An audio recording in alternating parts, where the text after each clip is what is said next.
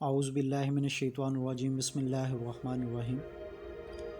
My name is Mohsen Raza and I am here to teach you the subject of management accounting.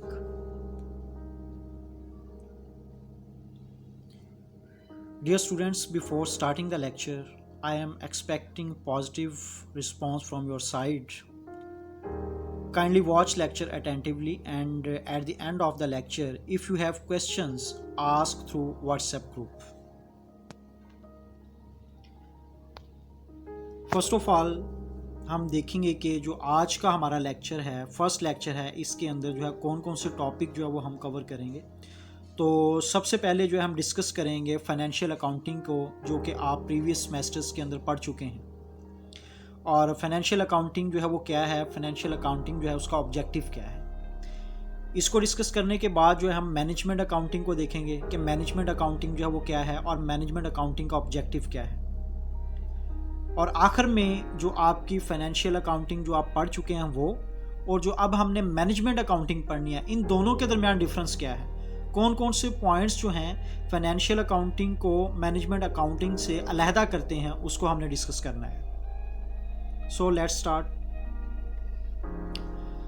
Financial accounting क्या है और इसका main objective क्या है। देखें जी, आप लोग फाइनेंशियल अकाउंटिंग जो है पढ़ चुके हैं, मज़ीद हम इसको डिस्कस कर लेते हैं। It is a specific branch of accounting. ये अकाउंटिंग की एक ब्रांच है involving a process of recording, summarising and reporting the myriad of transaction resulting from business operation over a period of time.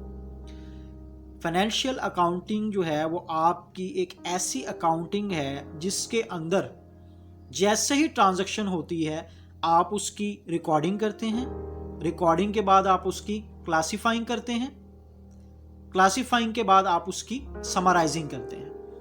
अच्छा, recording करते हैं आप इन the form of journal, पढ़ चुके हैं आप।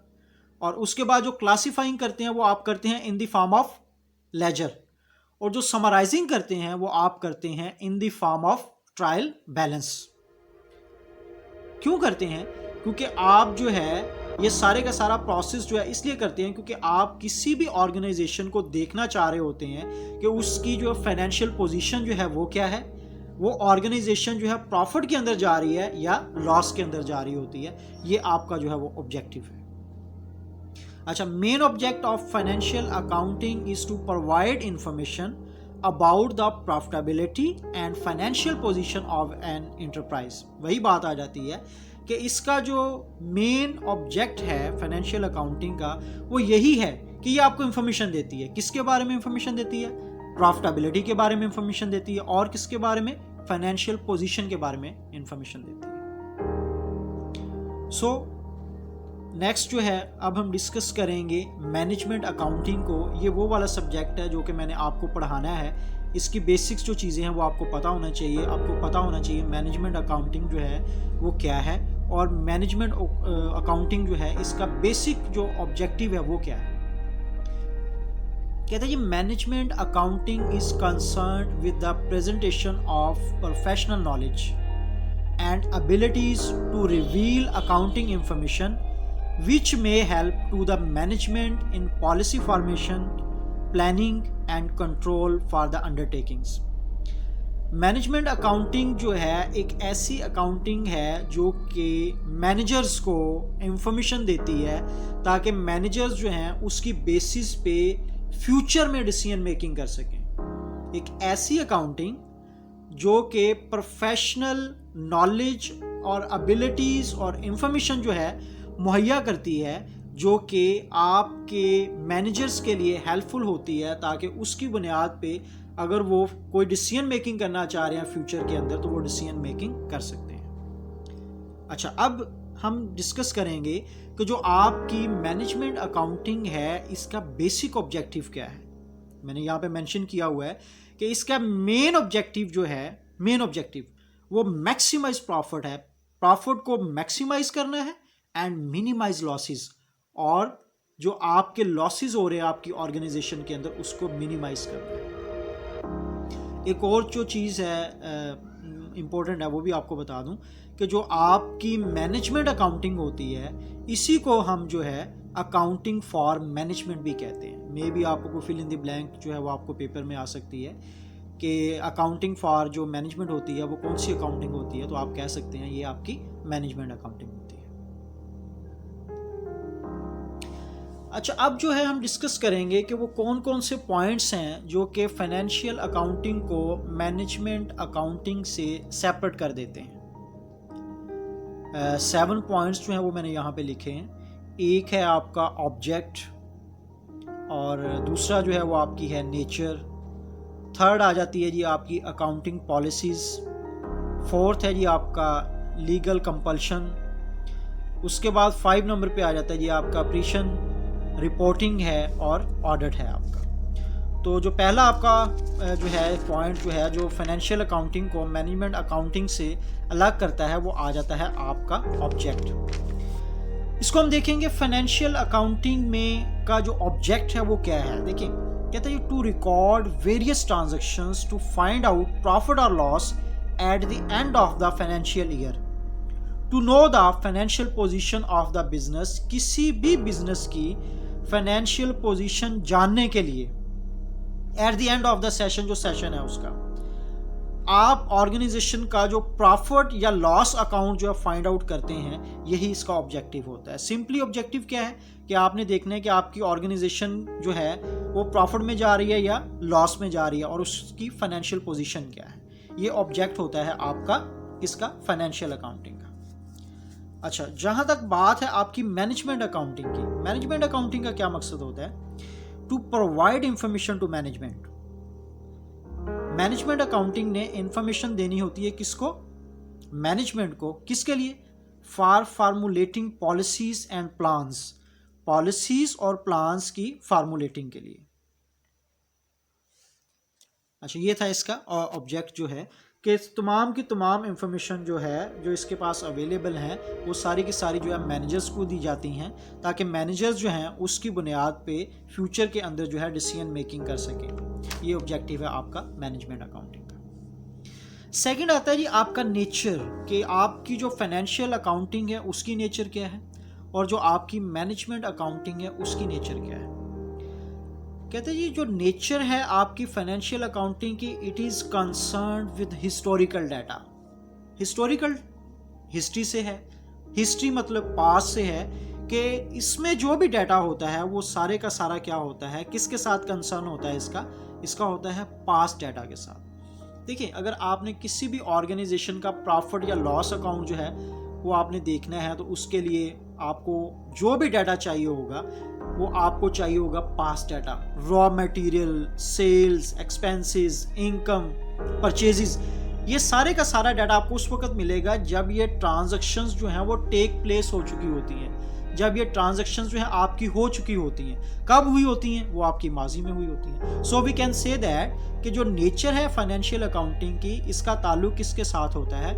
इसका ताल्लुक होता है पास्ट डाटा के साथ, क्योंकि तमाम की तमाम ट्रांजैक्शन जो है वो माजी में हो चुकी होती हैं। उसकी बेसिस पे आपने प्रॉफिट एंड लॉस अकाउंट बनाना होता है और फिर आपने फाइनेंशियल स्टेटमेंट्स बनानी होती है। अच्छा, मैनेजमेंट अकाउंटिंग जो है कहते हैं जी it deals with projection of data for the future. ये क्या करती है? जो आपकी मैनेजमेंट अकाउंटिंग है इसकी नेचर किस किस्म की है? ये जो है प्रोजेक्शन के ऊपर है, या दूसरे लफ्ज़ों में आप कह लें कि एस्टिमेटेड डाटा जो होता है, एस्टिमेटेड डाटा जो होती है उसकी बुनियाद पे जो है वो डिसीजन मेकिंग करती है फ्यूचर के लिए। सो इसका डाटा जो है वो आपका एस्टिमेटेड होता है, लेकिन अगर हम बात करते हैं फाइनेंशियल अकाउंटिंग की, तो उसका डाटा जो है वो कौन सा होता है? वो आपका पास्ट डाटा या हिस्टोरिकल डाटा होता है। हाँ जी, हम डिस्कस कर चुके हैं जी, ऑब्जेक्ट भी कर लिया हमने, नेचर भी कर लिया। अब हम डिस्कस करेंगे अकाउंटिंग पॉलिसीज, अकाउंटिंग प्रिंसिपल्स। देखें जी, अकाउंटिंग प्रिंसिपल्स में अगर हम जाते हैं तो अकाउंटिंग के कुछ कॉन्सेप्ट्स भी होते हैं, कन्वेंशंस भी होते हैं।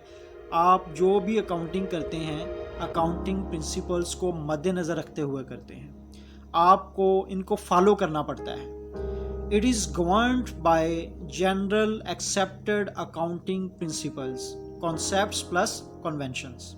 ये ज़रूरी है कि जो भी आपने अकाउंटिंग करनी है, फाइनेंशियल अकाउंटिंग करनी है, जो भी फाइनेंशियल अकाउंट्स बनाने हैं आपने, वो अकाउंटिंग प्रिंसिपल्स को मद्देनज़र रखते हुए आपने बनाने हैं।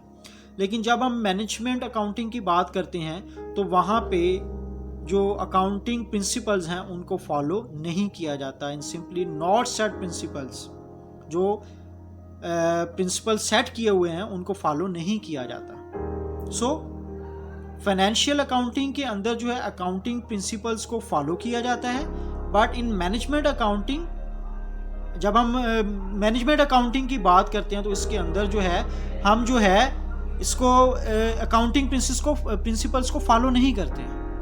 अच्छा, उसके बाद जो नेक्स्ट आता है हमारा वो आता है जी legal compulsion. Financial accounting compulsory है, आपकी ऑर्गेनाइजेशन है, आपकी कंपनी है, जो कुछ भी है आपका, आपने उसकी अकाउंट्स जो हैं वो आपने मेंटेन करने ही करने हैं। लेकिन जब हम बात करते होते हैं मैनेजमेंट अकाउंटिंग की, तो मैनेजमेंट अकाउंटिंग में ऑप्शनल है। मैनेजमेंट अकाउंटिंग जो है वो आपकी क्या है, ऑप्शनल है, ये आपके लिए कंपल्सरी नहीं है। फाइनेंशियल अकाउंटिंग कंपल्सरी है, लेकिन आपकी जो मैनेजमेंट अकाउंटिंग है ये कंपल्सरी नहीं है। अच्छा, उसके बाद आता है जी आपका नेक्स्ट जो है अकाउंटिंग पॉलिसीज भी हमने कर लिया है, लीगल कंपल्शन भी कर लिया है। उसके बाद आता है जी आपका प्रिसिजन आ जाएगा जी आपका। अच्छा, ये होता क्या है, कहता है जी quality of being clean and exact, यानी कि इसमें मुकम्मल तौर पे एक्यूरेसी की बात कर रहा है कि एक्यूरेसी कितनी है इसके अंदर। देखें, जब हम बात करते होते हैं फाइनेंशियल अकाउंटिंग की तो कहता है जी only actual figures are recorded with perfect accuracy. आपने क्या करना है, आपने अपनी तमाम की तमाम फिगर्स को परफेक्ट एक्यूरेसी के साथ रिकॉर्ड करना है। क्या मतलब, आपकी सेल अगर 4 लाख की है तो आपने 4 लाख के साथ ही रिकॉर्ड करनी है। आपका किसी जगह पे एक्सपेंस 420 का हुआ है तो आपने उसको 420 के साथ ही जो है रिकॉर्ड करना है। किसी जगह पे आपको इनकम आई है 20 रुपीज़ की तो आपने 20 से ही रिकॉर्ड करना है, आपने उसको बढ़ाना नहीं है और ना ही कम करना है। अच्छा, लेकिन जब हम बात करते होते हैं मैनेजमेंट अकाउंटिंग की, मैं पहले भी डिस्कस कर चुका हूं कि मैनेजमेंट अकाउंटिंग के अंदर जो है अप्रॉक्सीमेट फिगर्स ली जाती हैं। अप्रॉक्सीमेट या एस्टिमेटेड फिगर्स जो हैं वो आप जो है यूज़ करते हैं। इसके अंदर जो है एक्यूरेसी का होना ज़रूरी नहीं है। 2-3 साल का डाटा, 4 साल का डाटा, 5 साल का डाटा जो है वो भी आप एस्टिमेट कर सकते हैं। So in financial accounting perfect accuracy is compulsory, but if we talk about the management accounting तो वहां पे एस्टिमेटेड फिगर्स जो हैं वो अपने अकाउंट्स के अंदर आप यूज करते हैं। जी नेक्स्ट है जी आपकी रिपोर्टिंग। कहते हैं जी जो आपकी रिपोर्टिंग होती है not only for the benefit of the concerned but also for outsider. Specially आपकी फाइनेंशियल अकाउंटिंग का जो ऑब्जेक्टिव होता है वो रिपोर्टिंग करना होता है आउटसाइडर्स को। अब आउटसाइडर की बात करें तो आउटसाइडर में कौन कौन आते हैं, आपके शेयर होल्डर्स आ जाते हैं। आपके शेयर होल्डर्स जो हैं वो आपके ऑनर्स होते हैं ना, शेयर होल्डर्स आ गए या ऑनर्स आ गए आपके क्रेडिटर्स हैं, टैक्स अथॉरिटीज़ हैं, रेगुलेटर्स हैं। इन सब के लिए आपने जो है रिपोर्टिंग करनी होती है फाइनेंशियल अकाउंटिंग के थ्रू, ताकि तमाम की तमाम इंफॉर्मेशन जो है आप इन तमाम लोगों को मुहैया कर सकें। फिर सुन लें, रिपोर्टिंग जो है ऑर्गेनाइजेशन के लिए होती ही होती है, लेकिन सबसे मेन जो आपने करनी होती है वो आपने करनी होती है आउटसाइडर्स के लिए। आउटसाइडर्स में आपके शेयर होल्डर्स हैं यानी कि ऑनर्स हैं, क्रेडिटर्स हैं, टैक्स अथॉरिटीज़ हैं, रेगुलेटर्स हैं। लेकिन जब हम रिपोर्टिंग की बात करते हैं और वो भी करते हैं मैनेजमेंट अकाउंटिंग के अंदर, तो ये आपके इंटरनल यूज़ के लिए रिपोर्टिंग होती है। These reports are for internal use only, सिर्फ और सिर्फ इंटरनल यूज़ के लिए। अच्छा, इंटरनल में क्या, प्लानिंग के लिए, डायरेक्टिंग एंड मोटिवेटिंग के लिए, कंट्रोलिंग के लिए, परफॉर्मेंस इवैल्यूएशन के लिए, इन तमाम चीज़ों के लिए आपने रिपोर्टिंग जो है वो करनी होती है इंटरनल यूज़ के लिए। यानी कि ये आपने तमाम की तमाम रिपोर्ट करनी है। प्लानिंग को डायरेक्टिंग एंड मोटिवेट करने के लिए कर सकते हैं, कंट्रोल करने के लिए कर सकते हैं, परफॉर्मेंस की इवैल्यूएशन करने के लिए जो है वो आप कर सकते हैं। अच्छा जी, उसके बाद जो है object, nature, accounting policies, legal compulsion, उसके बाद है जी प्रिशन हो गया जी, रिपोर्टिंग हो गया। उसके बाद लास्ट है जी हमारा ऑडिट। देखिए अगर आप जो है फाइनेंशियल अकाउंटिंग कर रहे हैं, आप फाइनेंशियल अकाउंट्स बना रहे हैं, तो उनका जो है वो ऑडिट करवाया जा सकता है, आपको करवाना पड़ता है उसका ऑडिट जो है। Depends upon the size of your business, depend upon the size of your firm, आपकी सोल प्रोप्राइटरशिप है, आपकी पार्टनरशिप है, आपकी कंपनी है, कौन सी है। ऑडिट अगर आप करवाना चाहें तो करवा सकते हैं, अगर किसी जगह पे कंपलसरी है वहाँ पे तो आपने करवाना ही करवाना है। अच्छा, लेकिन जो बात हम करते हैं मैनेजमेंट अकाउंटिंग की, तो management accounting can not be audited, आपने इसको ऑडिट नहीं करवाना होता, या आप इसको ऑडिट करवा ही नहीं सकते। भाई क्यों नहीं करवा सकते, क्योंकि इसका जो मकसद होता है वो ये होता है कि अपनी परफॉर्मेंस को इंक्रीज करें, अपनी परफॉर्मेंस को इंक्रीज करने के लिए आप जो है मैनेजमेंट अकाउंटिंग करते हैं। मैनेजमेंट अकाउंटिंग क्या है? Accounting for management.